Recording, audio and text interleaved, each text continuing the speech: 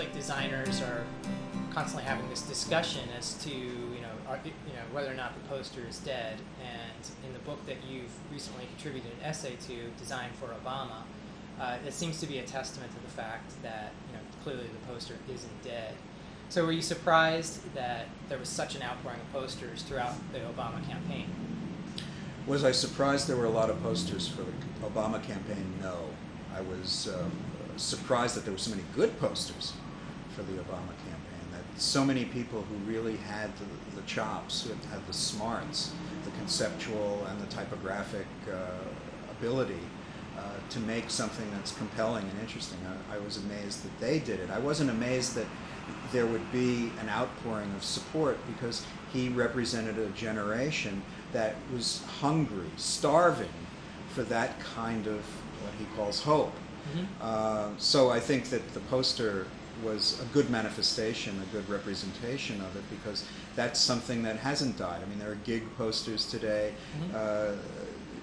Kids and young 20s still collect posters.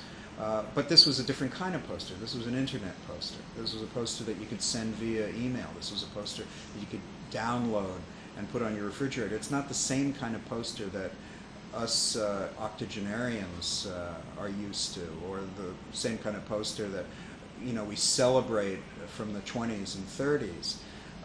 This is a new kind of poster, but it's basically a graphic medium. It's a missive, and it was wonderful that Aaron put together this website, because he, I'm sure, was surprised to find that so many people embraced it and got onto it.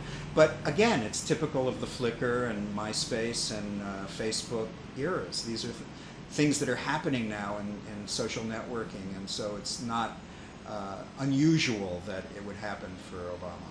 Right. So you named your essay, the title of the essay was Designed for Obama's Sake, and you talk about how the posters are sort of reminiscent of the idea of art for art's sake.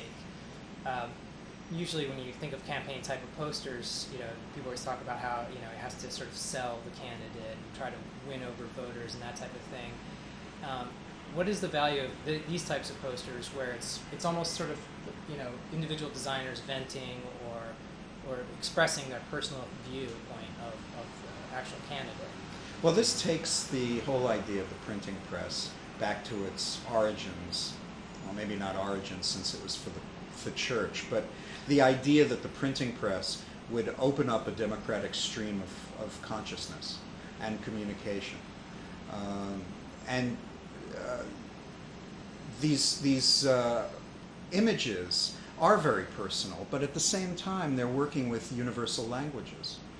There are many things in that book that you can understand right away. Mm-hmm. There isn't art for art's sake in the sense that it's abstraction, or it's not a flower, or it's not a tree. This is art for communication's sake. The communication certainly may begin with the individual, the autobiography, so to speak, but it's meant to communicate a message, and the message is, I love Obama. So, as you mentioned in the essay, this certainly isn't the first time that designers and artists have thrown their weight behind a candidate, and you point out earlier campaigns where designers did posters for other people, whether it was McCarthy or it was for George McGovern, in the case that Andy Warhol did the poster for McGovern. But in this case, Obama actually won. So is this sort of an indication that we're moving into a period where candidates can actually use unconventional types of graphics for their campaigns? Well, I don't think candidates are going to use unconventional anything, as long as they really don't know what the public wants. They're going to go to the common denominator, and the common denominator is the tried and true. They may go one step further. Right. They may say, okay, well, instead of sans serif, we'll use serif. Instead of dark blue, we'll use light blue. There's already a candidate in Maine who is copying the Obama website and the logo. So, those tropes, if successful, are going to be useful to candidates, but it's not going to cause a revolution in any shape or form. And I think that the artists who will make their personal marks will always make their personal marks. If they feel strongly about a candidate, that Ben Shawn had a very strong feeling for Eugene McCarthy.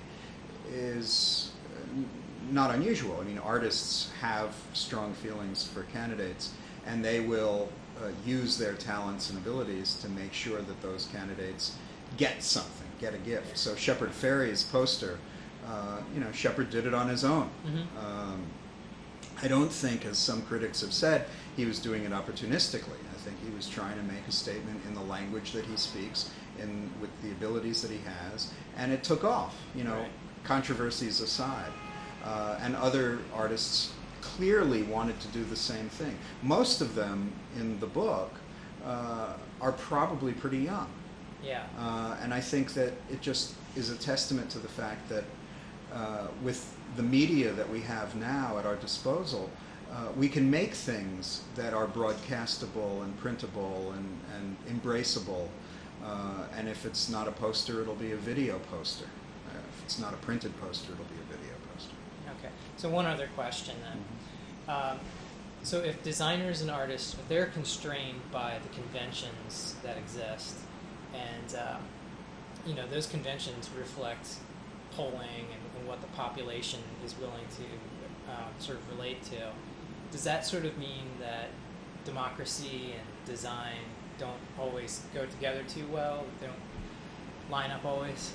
No, I mean, I think democracy is democracy, and design is a tool that everybody uses, whether it's a democracy or a totalitarian regime.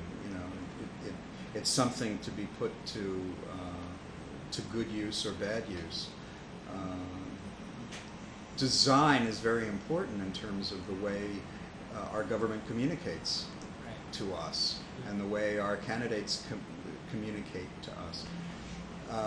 Interestingly, I got asked by the Times a couple of days ago to join in. They have these little debates now where people write mini op-ed pieces, and this one was on the healthcare debate. How should President Obama sell the healthcare debate, since the poll on Tuesday Right. stated that people were becoming more and more disillusioned. Mm-hmm. And my answer, it wasn't meant to be facetious, and I don't think it came off as such, but my answer was hire really good phone solicitors, because I had an experience with a phone solicitor who I usually just cut off at the knees. That turned out to be a good experience. Wow. And and it had to do with health, it had to do with medicine, getting medicine, cheaper medicine. So if you're able to get into somebody through their defenses, whether it's graphically or orally or visually in any other form, do so. I mean, I just saw the movie Food Inc., and I never want to eat again. It's, there's so much power Right. in, how information can be encapsulated and filtered so that you get the message that people want you to get. It's dangerous, it's a double-edged sword, but when you want to understand something and you want to believe something, it's a great way of doing it. Therefore, these posters, for those of us who were involved in the campaign, who wanted Obama to win, they were great. They were, like rock concert T-shirts. They were like banners on the beach. They were, everything positive that you can imagine.